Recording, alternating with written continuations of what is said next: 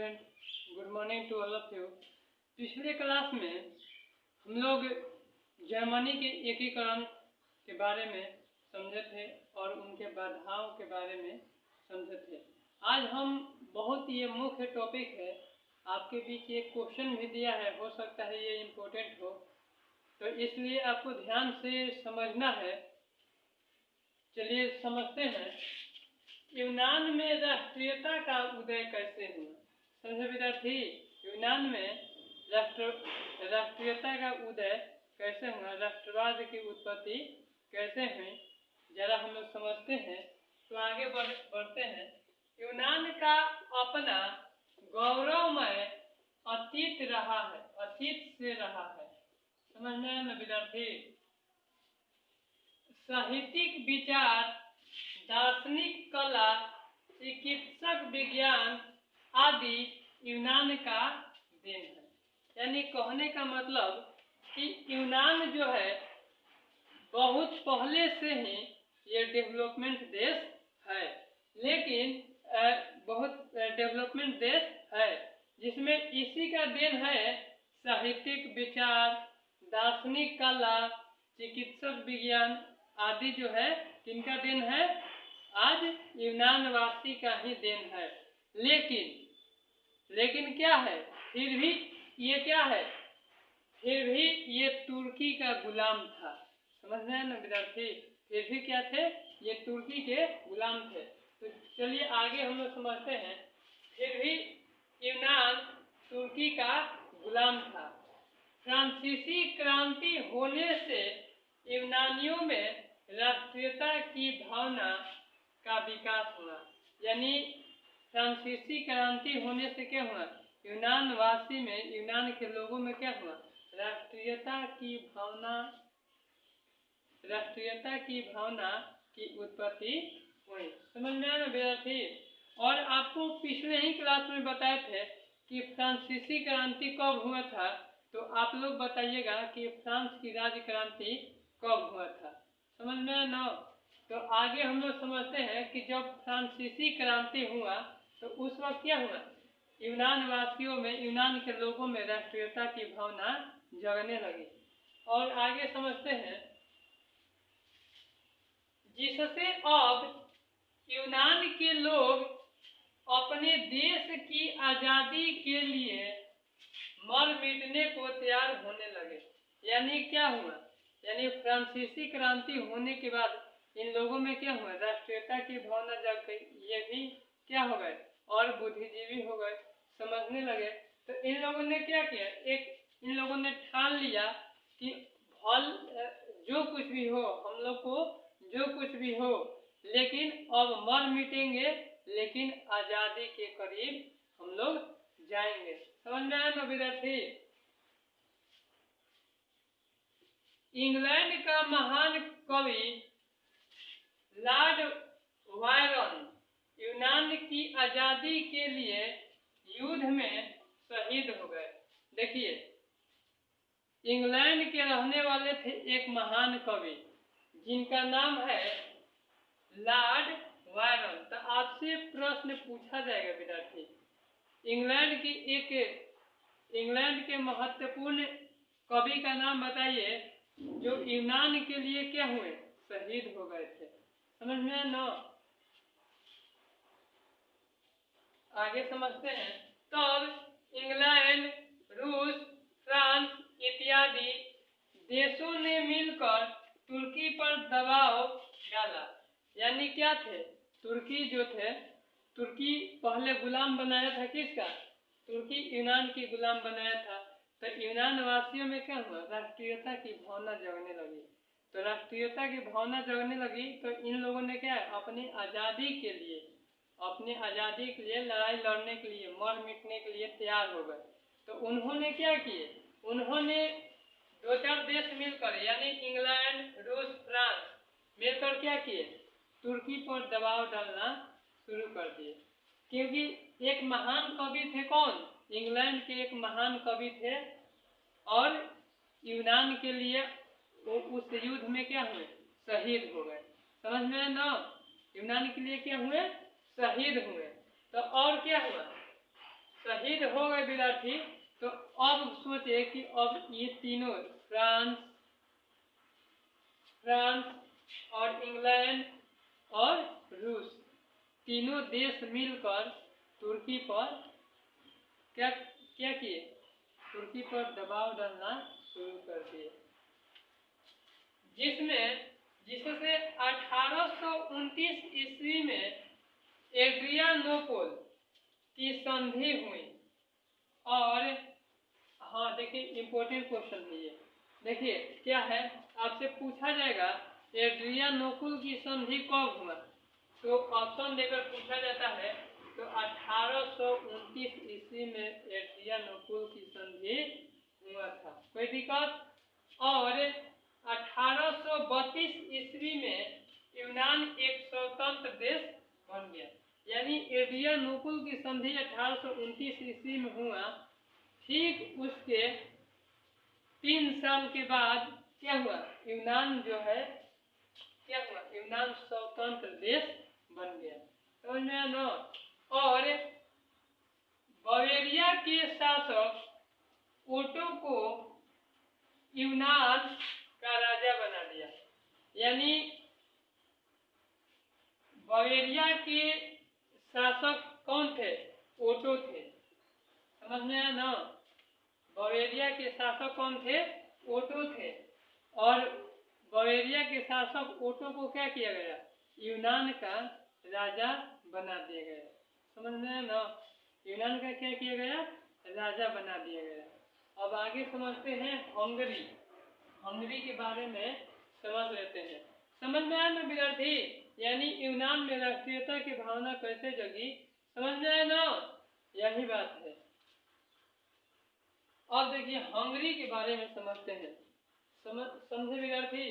राष्ट्रवादी भावना के प्रसार का रूप हंगरी में भी नजर आता है, यानी राष्ट्रवादी, यानी क्या हुआ, यूनान में राष्ट्रीयता की भावना जगा, इनका प्रभाव अन्य देशों पर पड़ा, और अन्य देशों पर पड़ने के बाद में क्या हुआ, अन्य देशों में राष्ट्रीयता की भावना धीरे धीरे आने लगे। जैसे जिस प्रकार आप लोग पढ़ाई करते हैं, तो आप लोग पढ़ाई करते हैं पूरे क्लास में, तो देखते हैं कि टेस्ट हो रहा है, टेस्ट में 2-4 विद्यार्थी टॉप कर रहे हैं, तो आपको टॉप होने से क्या होता है, अदर विद्यार्थी पर भी प्रभाव पड़ता है कि क्लास में हम भी पढ़ रहे हैं, सारे लोग पढ़ रहे हैं और 2-4 ही टॉप कर रहे हैं, तो धीरे धीरे उन लोग में क्या ऐसी भावना आएगी कि हमको अब पढ़ाई करना चाहिए, और पढ़ाई करके हम लोग को क्या करना चाहिए, हम लोग को भी टॉप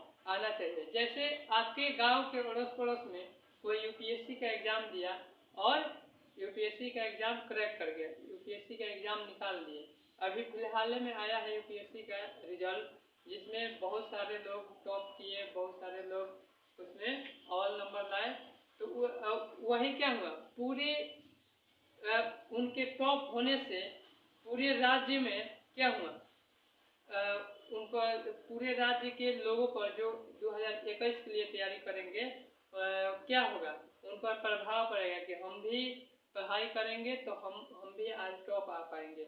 तो एक बात बता देते हैं विद्यार्थी, ये आपके लिए मुख्य बात है, लॉकडाउन में बहुत सारे स्टूडेंट पढ़ाई नहीं करते होंगे, ये सोचकर नहीं करते होंगे कि एग्जाम नहीं होगा, तो ये भावना अपने मन से हटा दीजिए कि एग्जाम नहीं होगा। ये भी भावना बहुत सारे विद्यार्थी ये भी सोचते होंगे कि बहुत आसान प्रश्न आएगा, ये कोई जरूरी नहीं है, ये भावना अपने मन से हटा दीजिए, ऐसा कुछ नहीं होता है, आप पढ़ाई कीजिए, आपको पढ़ाई तो करना पड़ेगा। और एक इम्पोर्टेंट बात बता देते हैं, लॉकडाउन में बहुत सारे विद्यार्थी पढ़ाई नहीं कर रहे होंगे, तो अगर आपने बहुत अच्छे से पढ़ाई किए हैं, तो आपने बहुत अच्छे से पढ़ाई यदि किए होंगे तो आप टॉप आ सकते हैं, समझ में ना, आप पूरे बिहार में ऑल नंबर ला सकते हैं, क्योंकि लॉकडाउन की वजह से बहुत सारे स्टूडेंट पढ़ना ही बंद कर दिए हैं, समझ में ना। इसलिए आप फॉलो कीजिए, जो पढ़ाई हो रहा है उसको भी फॉलो कीजिए, और पीछे का जो पढ़ाई हो गया है उसको भी फॉलो करना है। समझ में आया ना? क्योंकि 33% जो है सिलेबस आपको कम कर दिया गया है, इसलिए आपको क्या करना है, पीछे का रिवीजन करते रहना है और आगे जो पढ़ाई होगा उसको तो करना ही है। तो चलिए, ज़्यादा एक्स्ट्रा बात हम तो करते नहीं, तो आगे हम लोग समझते हैं। हंगरी पर ऑस्ट्रिया का पूर्ण प्रभुत्व था। यानी हंगरी जो है, हंगरी एक देश का नाम है जिनकी राजधानी बुडापेस्ट होता है। ये भी आपसे प्रश्न पूछा जाएगा। समझ विद्यार्थी, हंगरी पर ऑस्ट्रिया का पूर्ण प्रभुत्व था। 1848 ईस्वी की क्रांति के प्रभाव से राष्ट्रीय आंदोलन की शुरुआत हुई थी। समझ में न? यानी कहने का मतलब ये है कि 1848 ईस्वी में जो क्रांति हुआ, उनका प्रभाव से क्या हुआ, राष्ट्रीय आंदोलन की शुरुआत होने लगी। यानी 1848 ईस्वी में जो भी घटना हुआ, उनके प्रभाव से क्या हुआ, उनके प्रभाव से राष्ट्रीय आंदोलन शुरू होने लगा। समझ में ना? और ये आंदोलन कोसूद तथा फ्रांसीसी डिक नामक क्रांतिकारी द्वारा किया जा रहा था। यानी किनके द्वारा? कोसूद और फ्रांसीसी डिक नामक क्रांतिकारी द्वारा ये आंदोलन यानी राष्ट्रीय आंदोलन शुरू किया गया था। समझ में आया ना विद्यार्थी? कोसूद लोकतांत्रिक विचारों के समर्थक थे। कोसूद जो थे क्या थे? लोकतांत्रिक विचार का समर्थक थे। उसने वर्गहीन समाज के अपने विचारों को जनता तक पहुंचाना शुरू किए। यानी जो वर्गहीन समाज के लोग थे, उनका कोई अस्तित्व नहीं था, इन्होंने क्या किए? इन्होंने वर्गहीन यानी जो समाज में उनका कोई अस्तित्व नहीं है, उन्होंने क्या किए? अपने विचारों के द्वारा उन जनताओं को पहुंचाना चाहते थे जिनका समाज में कोई अस्तित्व नहीं है। समझ में ना विद्यार्थी? जिस पर प्रतिबंध लगा दिया गया। यानी क्या किया गया? यानी इन्होंने जब वर्गहीन समाज की रक्षा करना शुरू कर दिए, तो इन पर क्या कर दिए गए? इन पर प्रतिबंध लगाना शुरू कर दिए। क्योंकि बहुत सारे लोग ये चाहते थे, राष्ट्रीयता की भावना को आगे बढ़ाना ही नहीं चाहते थे, किसी अन्य देश पर आक्रमण करके क्या करना चाहते थे? अपना ही प्रभुत्व जमाना चाहते थे। इसीलिए समझे विद्यार्थी? फ्रांस में लुई फिलिप के पतन की हंगरी, समझ में? यानी फ्रांस में जब क्रांति हुआ, तो उसमें एक लुई फिलिप थे, उनके पतन से हंगरी पर क्या प्रभाव पड़ा, अब आगे हम लोग समझेंगे।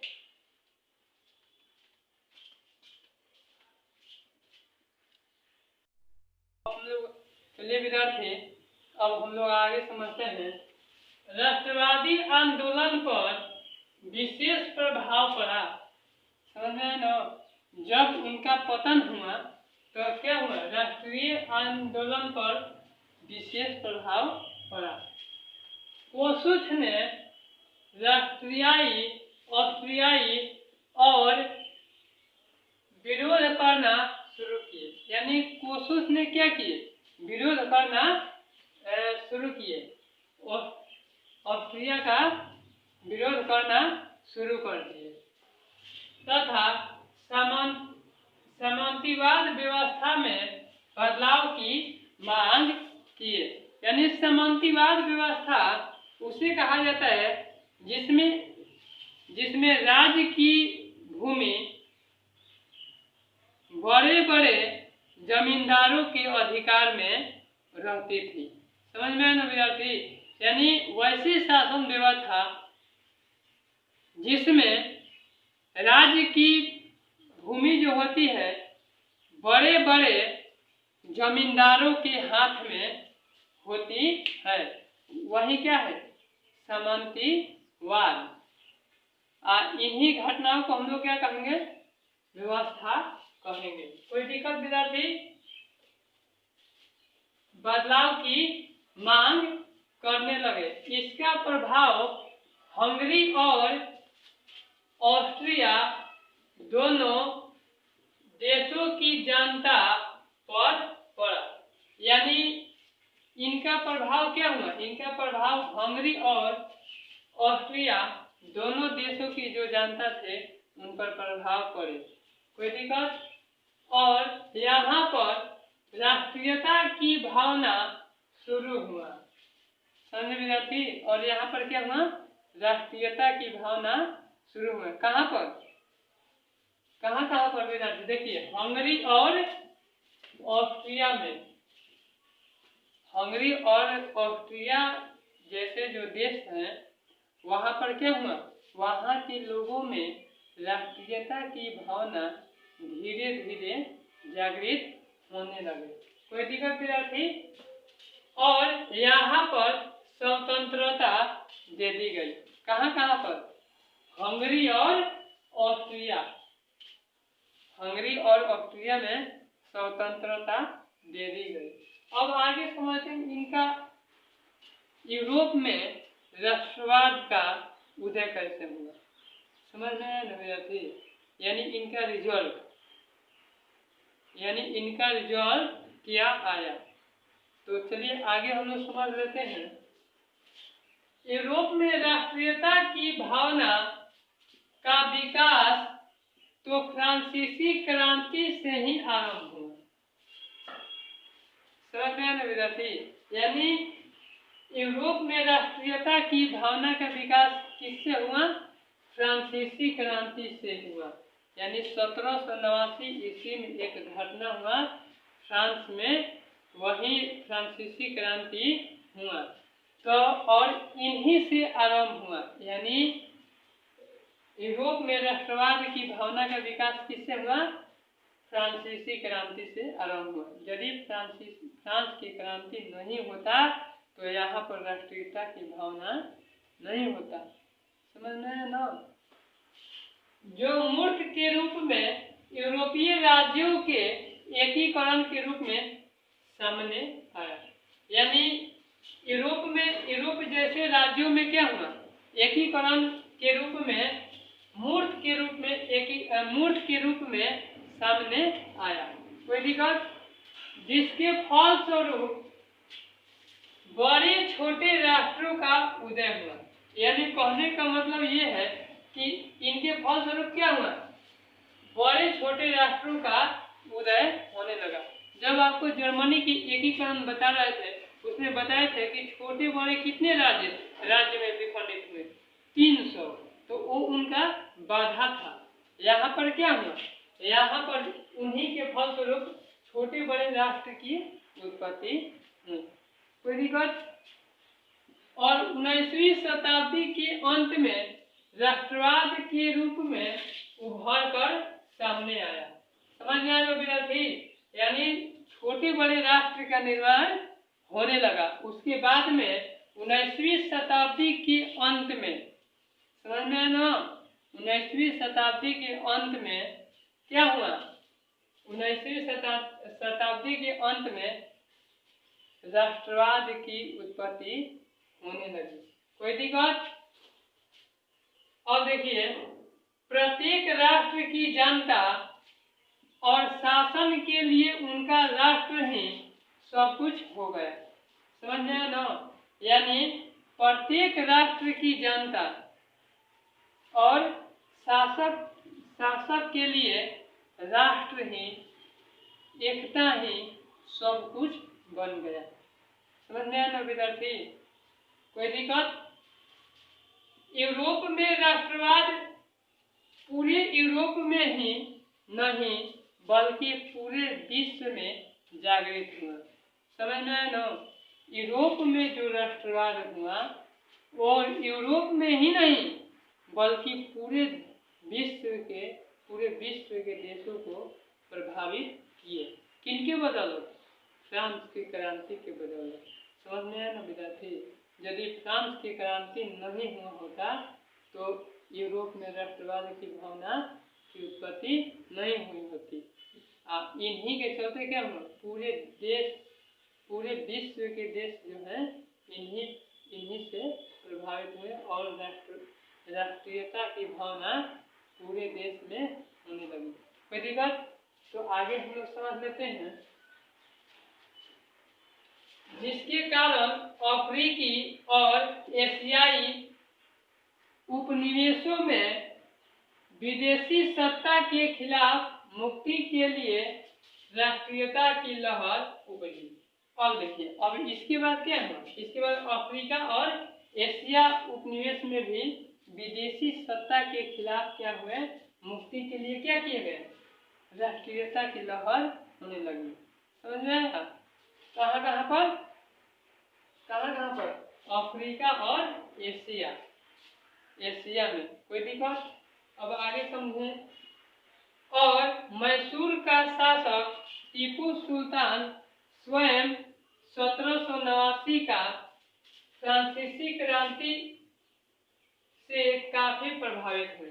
अब यहाँ से एक नंबर के प्रश्न आपसे बन जाएगा कि मैसूर का शासक टीपू सुल्तान, आपसे पूछा जाएगा कि मैसूर का शासक टीपू सुल्तान कहाँ के शासक थे? तो कहाँ के थे विद्यार्थी? मैसूर का शासक थे। इसी प्रभाव में उसने जैकोबिन क्लब की स्थापना की। अब आपसे यह भी प्रश्न आ जाएगा कि जैकोबिन क्लब की स्थापना किनके द्वारा किया गया? तो किनके द्वारा? टीपू सुल्तान के द्वारा। कोई दिक्कत? तथा स्वयं उसका सदस्य बन गए। यानी जैकोबिन क्लब की स्थापना किए कौन? मैसूर के शासक टीपू सुल्तान, और उन्हीं का फर्स्ट मेंबर भी बन गए। कोई दिक्कत? यह भी कहा जाता है कि श्रीरंगपट्टनम में भी स्वतंत्रता का प्रतीक वृक्ष भी लगवाया। समझ रहे हैं विद्यार्थी? दूसरी तरफ से सामाजिक धार्मिक सुधार आंदोलन में नेताओं ने भी भारत में राष्ट्रीयता जगाई। समझे? और यही कारण है कि 1821 ईस्वी में नेपल्स की क्रांति की विफलता पर काफी दुखी प्रकट किए। समझे? यानी 1821 ईस्वी में जो नेपल्स की क्रांति हुआ था वो विफल हो गए, और विफल होने के कारण क्या किए? दुखी प्रकट किए। और 1823 ईस्वी में स्पेनिश स्वतंत्रता आंदोलन में सफल हुआ। यानी 1823 ईस्वी में क्या हुआ? स्पेनिश जो देश है तो क्या हुआ? उस स्वतंत्रता आंदोलन में सफल हो गए, और 1857 ईस्वी में भारत में राष्ट्रीयता का तत्व नजर आने लगा। कोई दिक्कत विद्यार्थी? तो आज के सेवा इतना ही पर रहेगा, और कल से इस पाठ का ऑब्जेक्टिव लिखवाया जाएगा। ये भी ऑब्जेक्टिव खत्म होगा, यदि आप लोग का विचार होगा कि वीडियो में ही क्वेश्चन आंसर करा दें तो आपकी मर्जी के ऊपर है। यदि आप कहेंगे कि वीडियो में ही क्वेश्चन आंसर करा दें तो करा सकते हैं, तो इसके लिए कमेंट का वेट करेंगे कि आप लोग क्या चाह रहे हैं। ठीक है ना? Thank you.